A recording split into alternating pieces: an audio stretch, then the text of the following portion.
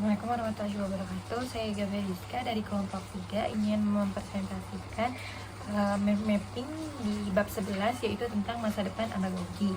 Nah, yang pertama di sini ada konsep dan filosofi andragogi. Konsep dan filosofi andragogi. Nah, di sini di Amerika Serikat atau di US, teori belajar dewasa menurut Knowles, dan di Eropa disiplin akademik atau setara dengan biologi dan fisika. Nah, maksudnya itu adalah di Amerika Serikat istilah andragogi sangat erat dengan kaitannya dengan tokoh pendidikan orang dewasa, yaitu Malcolm Knowles, memperkenalkan andragogi sebagai kerangka kerja konseptual yang berfungsi sebagai dasar bagi teori tentang bagaimana orang dewasa belajar. Dalam pemikirannya, andragogi bukan merupakan satu-satunya teori tentang pendidikan orang dewasa, melainkan lebih kepada salah satu perspektif atau pendekatan yang bisa diterapkan dalam konteks pembelajaran orang dewasa. Nah, dengan demikian, andragogi tidak dianggap sebagai bidang keilmuan atau disiplin akademik yang berdiri sendiri, tetapi hanyalah salah satu cara karakteristik belajar orang dewasa. Meskipun kontribusi kolonial sangat penting dalam pengembangan teori belajar orang dewasa, namun di Amerika istilah andragogi tidak berkembang secara luas sebagai label formal institusi pendidikan atau program akademik. Jadi andragogi di Amerika Serikat itu dianggap sebagai kerangka kerja konseptual, bukan sebagai disiplin akademik, karena menurut Malcolm Knowles, andragogi itu bukan merupakan satu-satunya teori tentang pendidikan orang dewasa, melainkan kepada salah satu perspektif atau pendekatan yang diterapkan dalam konteks pembelajaran orang dewasa. Nah, terus di sini juga ada tantangan identitas dan istilah global, tujuan dan pengakuan ilmu sebagai ilmu independen. Nah, sedangkan di Eropa itu, andragogi di Eropa dan belahan dunia lainnya itu berbeda dengan Amerika. Di Eropa itu, istilah andragogi memiliki posisi yang jauh lebih formal dan mapan sebagai sebuah disiplin ilmu akademik, berbeda dengan Amerika tadi yang tidak menganggap andragogi itu sebagai disiplin akademik. Sedangkan di Eropa itu menganggap andragogi itu sebagai disiplin akademik. Di banyak negara Eropa, andragogi diposisikan sejajar dengan bidang-bidang akademik lainnya seperti biologi, kedokteran, ataupun fisika. Hal-hal ini ditunjukkan dengan adanya jurnal ilmiah seperti contohnya Andragogija di Yugoslavia, pendirian lembaga seperti Andragoski Center Rudike Slopanji. Nah, serta pengakuan institusional mengenai jurusan atau departemen andragogi di berbagai universitas di Praha dan Bamberg. Nah, itulah contohnya bahwa andragogi di Amerika dan di Eropa itu berbeda. Di Amerika itu andragogi dianggap sebagai kerangka kerja konseptual, sedangkan di Eropa itu di Eropa dan di belahan dunia lainnya, andragogi itu dianggap secara formal, bahkan dianggap sebagai sebuah disiplin ilmu akademik dan sejajar dengan ilmu fisika, kedokteran, dan seperti biologi. Terus di sini ada tantangan identitas dan istilah global, tujuan pengakuan sebagai ilmu independen. Nah, tantangan global dan identitas penggunaan istilah. Tantangan utama dari perkembangan andragogi adalah adanya perbedaan makna dan penggunaan istilah antara di berbagai negara. Di satu sisi, Amerika Serikat cenderung menggunakan istilah adult education, sedangkan di Eropa istilah andragogi sering digunakan walaupun masih bersaing dan dengan istilah pendidikan orang dewasa ataupun pendidikan lanjutan. Perbedaan penggunaan ini menjadi tantangan dalam menciptakan pemahaman dan kesatuan identitas andragogi sebagai pendekatan maupun disiplin akademik yang bersifat global. Nah, tujuan masa depan atau pengakuan sebagai ilmu yang mandiri atau sebagai ilmu yang independen adalah beberapa tokoh seperti Dusan Šefiq menegaskan bahwa andragogi perlu diakui sebagai sebuah disiplin ilmu yang utuh dan mandiri. Menurut Šefiq, andragogi bukan hanya pendekatan dalam pembelajaran orang dewasa, tetapi mengacu pada seluruh aspek studi mengenai pendidikan dan pembelajaran orang dewasa dalam berbagai bentuk. Visi ingin menjadikan andragogi sebagai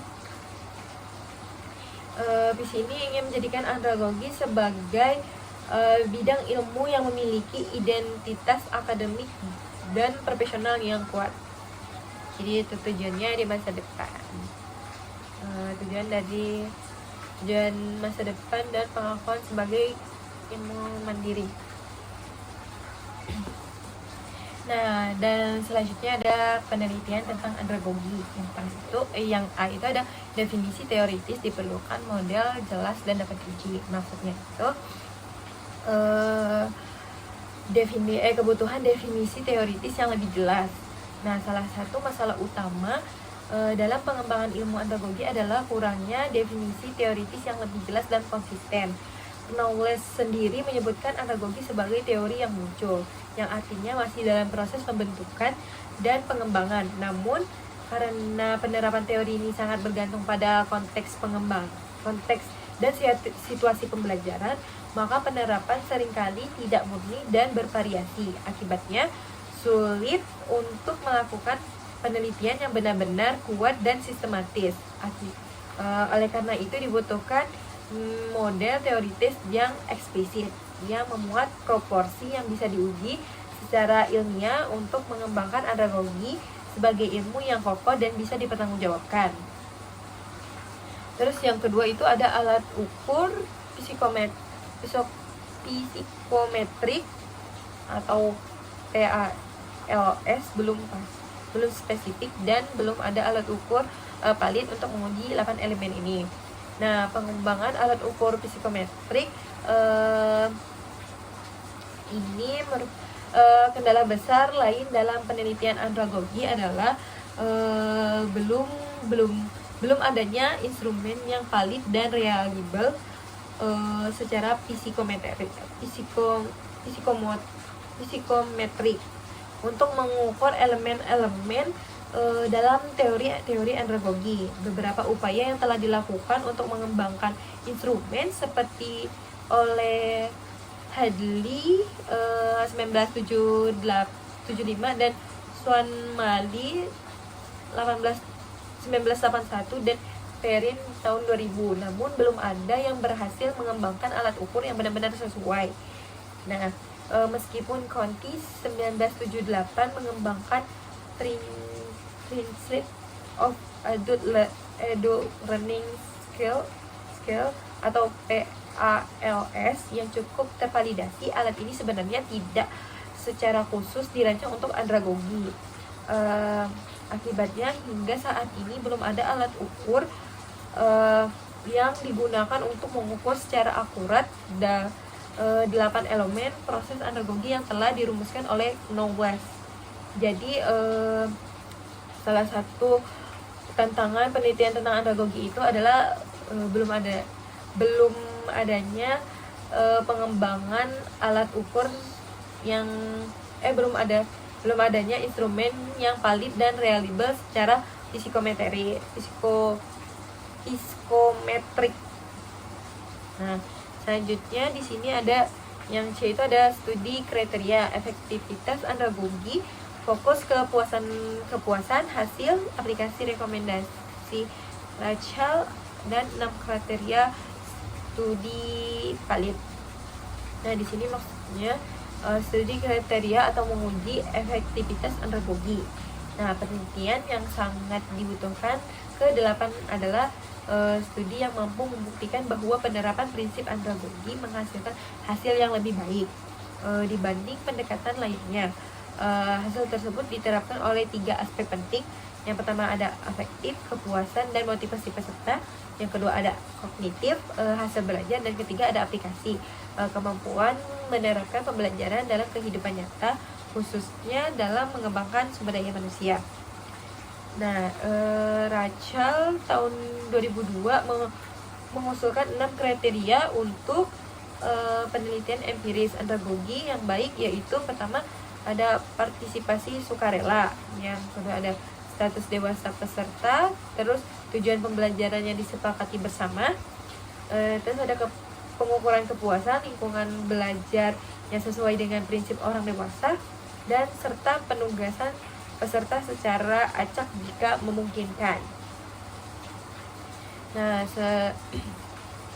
selanjutnya ada praktik andragogi. Yang pertama itu adaptasi konseptual, tidak selalu murni andragogi, strategi harus fleksibel atau ide pohon keputusan strategi belajar. Nah, misalnya yang pertama itu ada adaptasi dalam konteks berbeda. Dalam penerapannya, andragogi seringkali tidak dapat diterapkan secara murni karena berbagai faktor seperti latar belakang, motivasi, dan ketidaksiapan peserta didik. Knowles sendiri mengakui bahwa dalam beberapa situasi, pendekatan pedagogis atau pengajaran tradisional mungkin perlu digunakan terlebih dahulu sebelum peserta didik untuk berpartisipasi dalam pembelajaran yang bersifat andragogis. Oleh karena itu, praktis dituntut untuk fleksibel dan adiktif, serta mampu menyesuaikan pendekatan berdasarkan kebutuhan, kondisi, dan karakteristik peserta. Salah satu gagasan yang diajukan adalah membuat semacam pohon keputusan, ya, yang berisi pernyataan-pernyataan tentang kondisi peserta dan konteks pembelajaran, sehingga dapat memandu pemilihan strategi andragogis yang tepat. Terus yang B ada teknologi dan andragogi. Di sini ada peluang dan tantangan. Nah, teknologi informasi membawa peluang yang besar sekaligus tantangan. Dalam praktik andragogi, di satu sisi teknologi memungkinkan pembelajaran yang bersifat mandiri, fleksibel, dan berbasis kebutuhan. Teknologi juga memungkinkan personalisasi pembelajaran serta memudahkan penerapan pembelajaran dalam konteks dunia nyata. Namun di sisi lain, tantangan terbesar adalah kesiapan peserta. Banyak peserta dewasa yang belum memiliki keterampilan belajar mandiri yang memadai, seperti kemampuan metakognitif, motivasi internal, dan rasa percaya diri dalam belajar.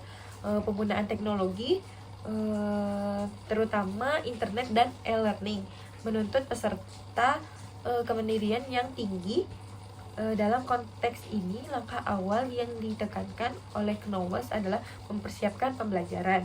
Menjadi sangat penting, peserta harus dibekali dengan kemampuan dasar untuk belajar secara mandiri agar dapat memanfaatkan teknologi secara optimal dan kerangka andragogis.